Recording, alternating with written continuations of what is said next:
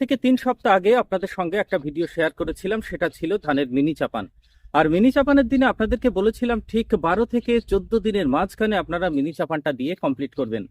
কিন্তু 3 সপ্তাহ বাদে অর্থাৎ 21 বা 22 দিন আপনি ধরুন না কেন, আর ওইদিকে 12 যোগ করুন, অর্থাৎ আজকে ধানের বয়স হচ্ছে 34 বা 35 দিন।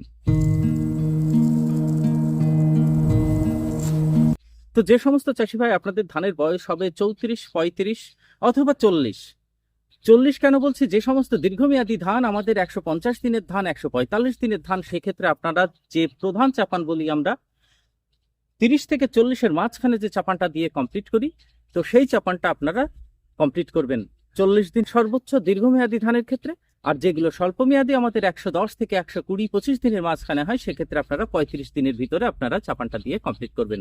তো একবারে সময়সীমাটাই বলে দিলাম। কথা হচ্ছে মিনি চাপানের সময় যে সমস্ত সারগুলো আপনারা দিয়েছিলেন, তারপরেই তো গাছে পাশকাঠি, গাছগুলো নড়ে চড়ে বসেছিল, পাশকাঠি ছাড়া শুরু হয়েছিল। তো এখন কথা হচ্ছে, সারের যদি জমিতে কোনো প্রকারে ঘাটতি থাকে, অথবা যে পাশকাঠিগুলো ছিল সেইগুলোকে আমাদের সুন্দর সুস্থভাবে বড় করে তোলা, মোটা করে তোলা, যেন প্রত্যেকটা পাশকাঠিতে আমরা সুন্দর ধান পাই এবং ধানগুলো পুষ্ট হয়, একটা শীষও যেন ছোট বড় না হয়।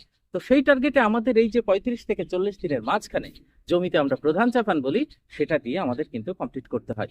শেষ যে সার ব্যবস্থা বলতে পারেন, এটাতে আমরা কি কি দেবো, কিছু সার হাতে রাখতে হয়, যেটা মোটামুটি আমাদের 55-60, মানে কাজ থোড় আসার কিছুদিন আগে দিয়ে যেটা কমপ্লিট করতে হয়, কিছু দিতে হয়, সামান্য পরিমাণ সার দিতে হয়, সেটা তখন বলবো। কিন্তু এখন এই সময় যে সারগুলো না দিলেই নয়, সেটাই আজকে এই ভিডিওতে আপনাদের সঙ্গে তুলে ধরবো। তো চাষি ভাই আপনারা সম্পূর্ণ ভিডিওটা দেখুন। যে যে উপাদানগুলোর কথা বলা হচ্ছে আপনারা জমিতে কিছু প্রয়োগ করে দেখুন, নিশ্চিত আপনি ভালো রেজাল্ট পাবেন। তবে একটা কথা আছে, দেখুন কাদাতে মিনি চাপান আর এই যে চাপান, ধানের যে বৃদ্ধি দশা চলে না, ধানের ভেজিটেটিভ গ্রোথ যেটা বৃদ্ধি দশা, এখানে মোট আপনি 3টে ভাবে মানে ভাগ করতে পারেন সার ব্যবস্থাপনাকে। এক, কাদাতে; 2 নম্বর 12 থেকে 14 দিনে মিনি চাপান; আর একটা হচ্ছে আপনার প্রধান চাপান 30 থেকে 40 দিনের মাঝখানে, 35 দিন আপনি এভারেজ ধরতে পারেন। তো এই 3টে ভাগে সার ব্যবস্থাপনায় হচ্ছে ধানের টোটাল সার ব্যবস্থাপনার অংশ। এরপরে সামান্য কিছু দিতে হতেও পারে, নাও পারে, গাছের চেহারা বুঝে তখন আপনাকে দিতে হবে। তো এই ভেজিটেটিভ গ্রোথে এই যে 3টে সার ব্যবস্থা, প্রত্যেকটার সঙ্গে কিন্তু একটার সঙ্গে একটা সম্পর্কযুক্ত। আপনি কাদাতে কিছু দেননি, মিনি চাপানের সার ব্যবস্থা কিন্তু অন্যরকম হবে। কিন্তু মিনি চাপানে আপনি দেখা যাচ্ছে সেই উপাদানগুলো দেননি, তাহলে এখানে আপনি সেটা দিয়ে কিন্তু কমপ্লিট করতে পারেন। তো ধান গাছের এই বৃদ্ধি দশায় যে যে উপাদানগুলো প্রয়োজন হয়, এই 3টে ভাগে আমাদের দিয়ে কমপ্লিট করতে হয়। আপনারা দেখছেন চাষি ভাই গ্রিনওয়ে ফার্মার্স ক্রিয়েশন চ্যানেল, আপনাদের সঙ্গে রয়েছে আমি সুশোভন। তো যে সমস্ত চাষি আপনারা প্রথম দেখছেন ভিডিওটা, চ্যানেলটিকে সাবস্ক্রাইব করে রাখতে পারেন। এর পরবর্তী প্রথম স্প্রে, তারপরে ধানে যে স্প্রে করতে হবে মাজরার জন্য, এই সমস্ত পরিচর্যা ধাপে ধাপে আপনাদের সঙ্গে তুলতে থাকবো।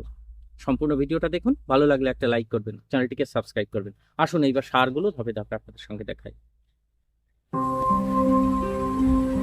এখন তো সবার এইরকম না যে 35-40 সবার হয়েছে, অনেকের কেউ রোপণ করছেন, এখনো রোপণ চলছে, কারোর 12 দিন, কারোর 15 দিন। এই সময়, এই যে প্রথম 30 দিন, এই সময় আপনারা বোরো ধানের মতো জলের ব্যবস্থাপনাটা রাখবেন। একদম জমি ফাটিয়ে ফেলবেন না, তাহলে পাশকাঠি আপনি কিন্তু বেশি পাবেন না, মানে গোছাটা আপনি ভালো করতে পারবেন না। মাটি যেন সবসময় একটু নরম থাকে, আবার বেশি জল যেন সবসময় জমিতে থাকে না। জল ব্যবস্থাপনা অল্প একটু বলে দিই। বেশি জল, কন্টিনিউয়াসলি জল জমিতে থাকছে, সেক্ষেত্রেও কিন্তু পাশকাঠি ভালো হবে না।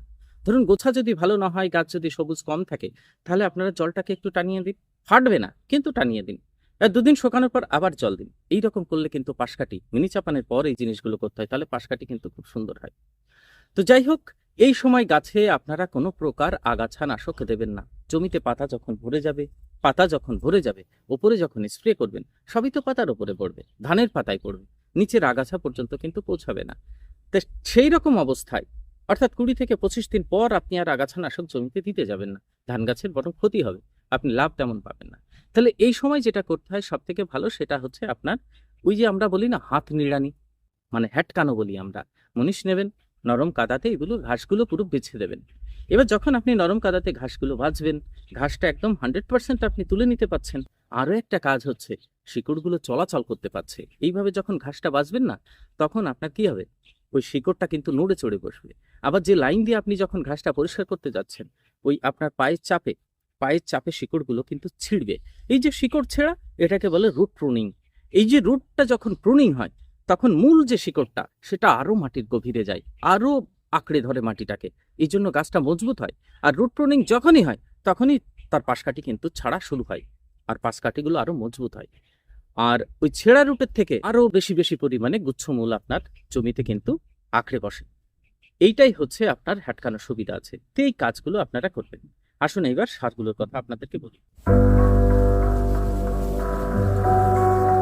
এবার বলি আপনাদের সারের কথা।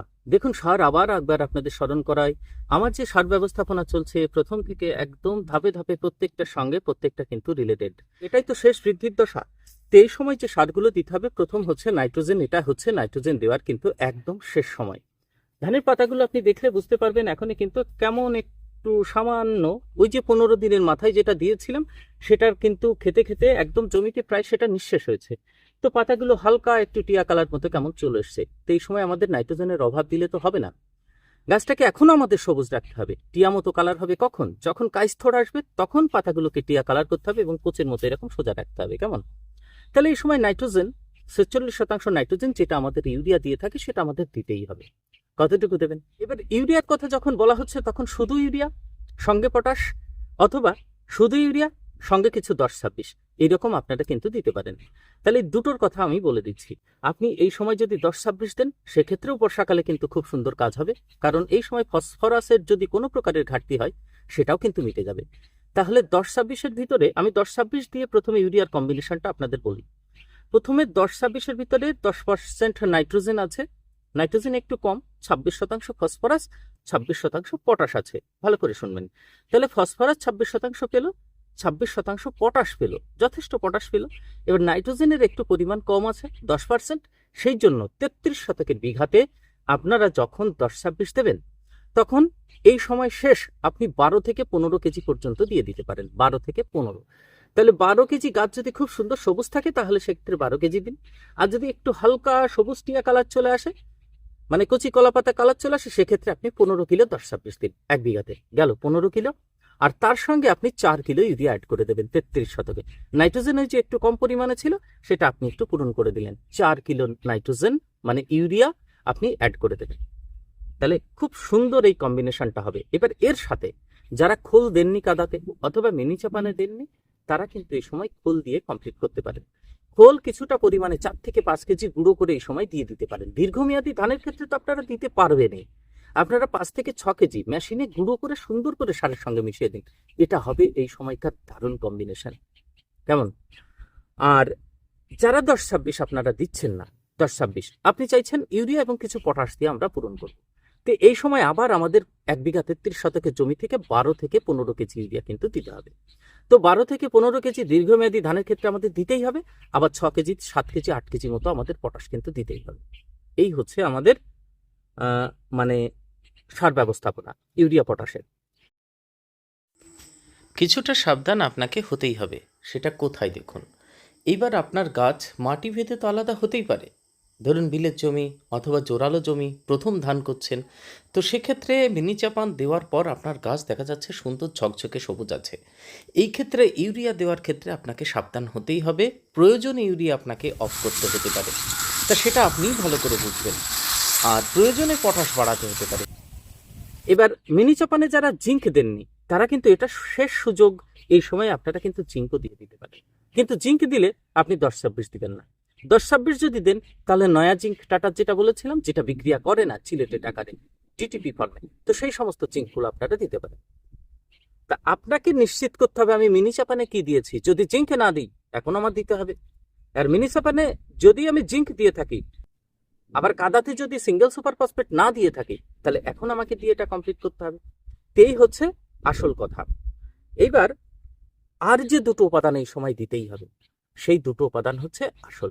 দীর্ঘদিন যেহেতু দীর্ঘমেয়াদী ধান 145-50 দিনের ধান, সেহেতু আমাদের দুটো উপাদান দিতেই হবে। বহুদিন ধরে সবুজ রাখবে গাছকে। আর গাছের যে ফ্যাকাশে ভাব সেই জিনিসটা কিন্তু থাকবে না, আসবে না, খুব ধীরে আসবে। তো প্রথম যে উপাদান সেটা হচ্ছে ম্যাগনেসিয়াম। দাম বেশি লাগবে না, টোটাল খরচ কত পড়বে সেটাও বলে দেবো। এই যে ম্যাগনেসিয়াম সালফেট, আপনারা অল্প অল্প করে একবারে সার নেবেন, তার ভিতরে এরকম এই ম্যাগনেসিয়াম চিনির দানার মতো যে ম্যাগনেসিয়াম সালফেট, এই দানাটা আপনারা কিন্তু মিশিয়ে দেবেন। ঠিক আছে? এই ম্যাগনেসিয়াম সালফেটটা আপনারা দেবেন। তো ম্যাগনেসিয়াম সালফেটের ভিতরে কি থাকে? এর ভিতরে 9.6% থাকে ম্যাগনেসিয়াম, এর ভিতরে 9.6% থাকে ম্যাগনেসিয়াম, আর সালফার থেকে 12%। এই যে সালফার ধানে দেখুন বর্ষাকালে আমাদের দেওয়ার প্রয়োজন হচ্ছে না, আমরা সালফার এই ম্যাগনেসিয়াম সালফেটের ভিতরে রয়েছে 12%, যথেষ্ট। আবার যখন সিঙ্গেল সুপার ফসফেট দিয়েছিলেন তার ভিতরে সালফার ছিল, সেটাও কিন্তু যথেষ্ট ছিল।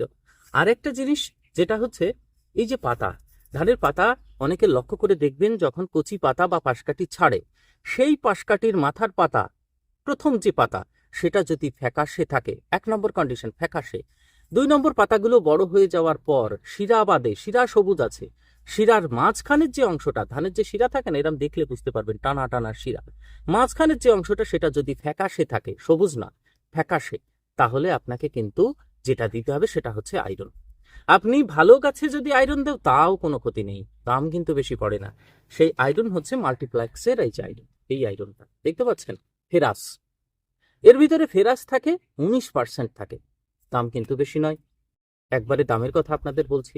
এই ফেরাস আর ম্যাগনেসিয়াম একটা দারুণ জুড়ি ধানের এই সময়ের জন্য।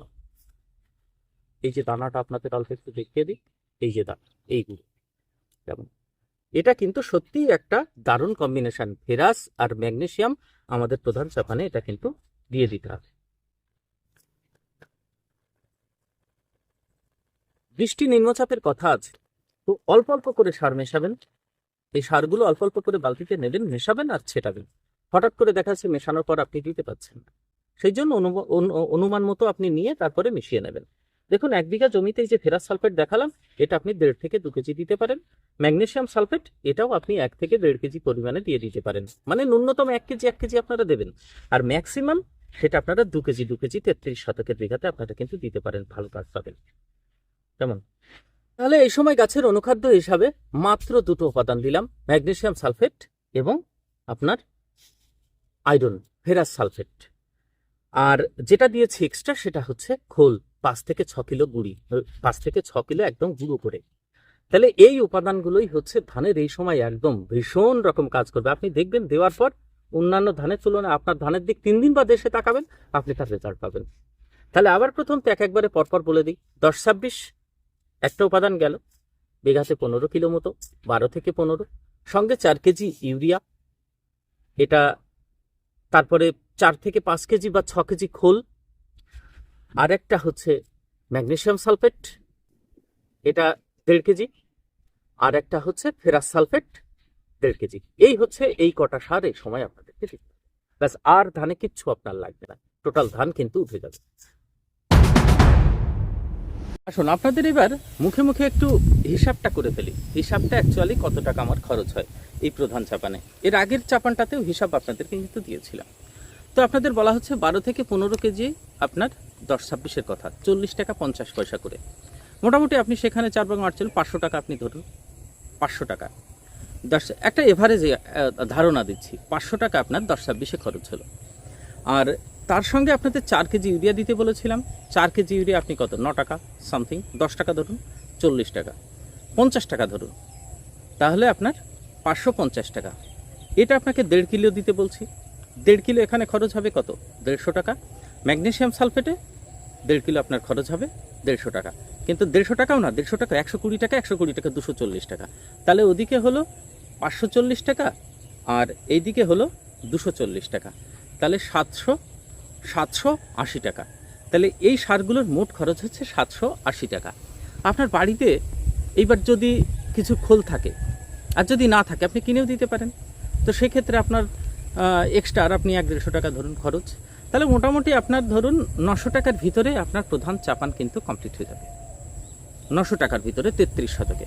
তো এই 900 টাকা আপনি যদি খরচ করেন তাহলে কিন্তু আপনি এই 900 টাকার পরিবর্তে ফলনটা কিন্তু ওই 900 টাকার কয়েক গুণ বেশি পাবেনই। কারণ আপনি কি মনে করছেন এই যে আয়রনটা দেওয়া হচ্ছে এর কি কোনো কাজ নেই? অবশ্যই কাজ আছে, প্রত্যেকটা দানায় দানায় যদি সামান্য অংশীদারিত্ব থাকে এর।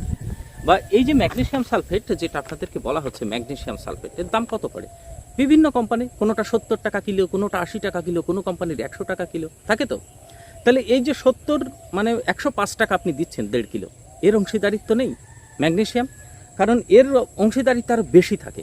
গাছের পাতাটাকে অনেক দিন ধরে সবুজ রাখে, অনেক দিন ধরে, মানে সবুজ মানে কি, ভিতরে ক্লোরোফিলের পরিমাণ বাড়াতে সাহায্য করে। ক্লোরোফিলটা যখনই বাড়বে তখনই সালোক সংশ্লেষের হার বাড়ে। আর সালোক সংশ্লেষ মানে গাছের খাদ্য তৈরি করার একটা প্রক্রিয়া। গাছের খাদ্য যখন তৈরি করবে বেশি পরিমাণে, গাছটা তত হেলদি থাকবে। তারপরে যখন শীষগুলো বার হবে, ওই সালোক সংশ্লেষ প্রক্রিয়ায় তৈরি খাদ্য ধানের ভিতরে গিয়ে জমা হবে, অটোমেটিক দানাগুলো পুষ্ট হবে। তাহলে এখন এই দুটো উপাদান আপনারা অবশ্যই দেবেন।